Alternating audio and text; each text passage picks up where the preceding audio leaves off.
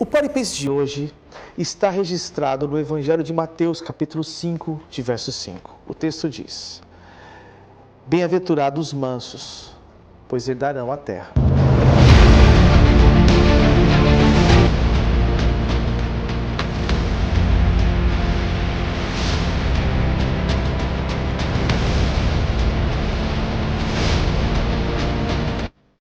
Estamos falando da conquista mundial, o predomínio sobre todo o universo. Dentre todas as pessoas, o mundo será entregue aos mansos. Em tempos onde a força, o poderio, as habilidades de autossegurança e de agressividade imperam, Jesus afirma que o mundo será entregue aos mansos. Não são os césares, os imperadores, os tiranos, mas aqueles que possuem mansidão. Mais uma vez, Jesus dá uma aula de liderança mostrando que a pirâmide social do reino de Deus ela é invertida. Imagine a cena e o choque que estas palavras devem ter sido recebidas pelos judeus. Vamos entender agora como pano de fundo. Os judeus tinham várias ideias sobre o reino de Deus. Não somente eram ideias materialistas, mas também militaristas. Para eles, o Messias seria uma notável figura militar que apareceria a fim de triunfar na guerra final contra os seus adversários. Estas palavras, elas formam um violento contraste pela forma de pensar, tanto na época como nos dias de hoje.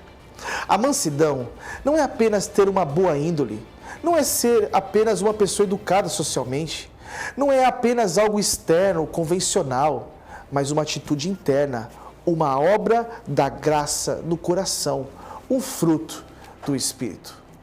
Ser manso não é uma virtude, é graça. Ninguém é naturalmente manso. Somente aqueles que reconhecem que nada merecem diante de Deus e choram pelos seus próprios pecados podem ser mansos diante de Deus e dos homens. Ser manso não é ser frouxo. Ser manso não é ser tímido, covarde, medroso, fraco e dolente. As pessoas mansas foram profundamente vigorosas e enérgicas. Elas tiveram coragem para se posicionar com firmeza contra o erro. Enfrentaram açoites, prisões e a própria morte por seus posicionamentos. Os mártires foram pessoas mansas. Jesus era manso e humilde de coração, mas usou também o chicote para expulsar os vendilhões do templo e teve coragem para morrer numa cruz em nosso lugar.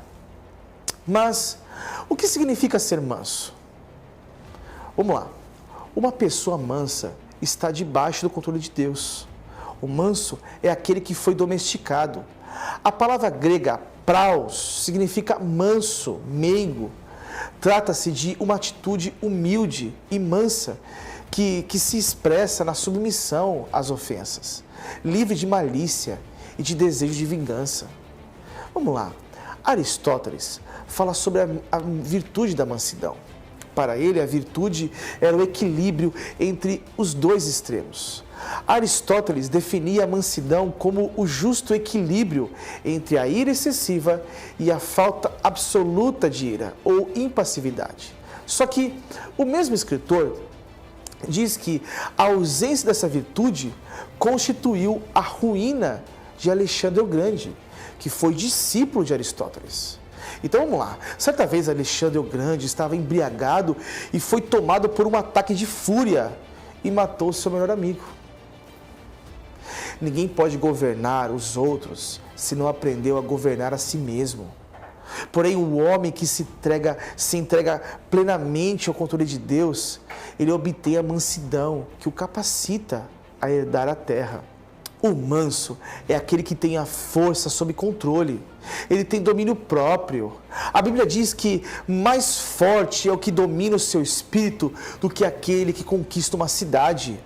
O manso é aquele que não reivindica os seus próprios direitos. Um dos meus teólogos favoritos, Martin Lloyd Jones, ele diz que o indivíduo que é manso, ele não exige coisa alguma para si mesmo. Não faz exigências quanto à sua posição, quanto aos seus privilégios, quanto às suas possessões e à sua situação na vida. O manso é aquele que está disposto a sofrer o dano. A mansidão é compatível com grande força de caráter. A mansidão é compatível com grande autoridade e poder. Aqueles personagens bíblicos que costumamos a defender foram grandes defensores da verdade. O homem manso é alguém que acredita em defender com tal empenho a verdade, que se dispõe até morrer por ela, se for necessário. O homem manso nem ao menos sensibiliza consigo mesmo. Não vive cuidando de si próprio ou dos seus interesses pessoais.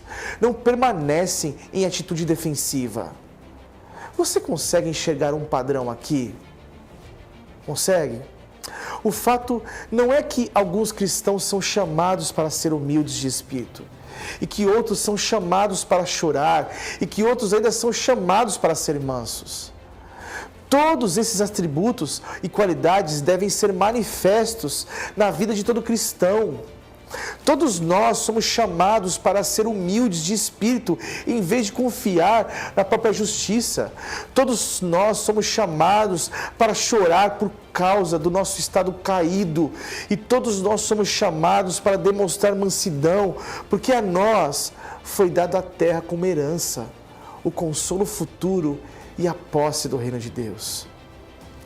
O cerne da questão aqui é que devemos humilhar-nos, confessar a nossa vergonha, inclusive não somente a pequenez da nossa estatura espiritual, mas também a nossa completa imperfeição.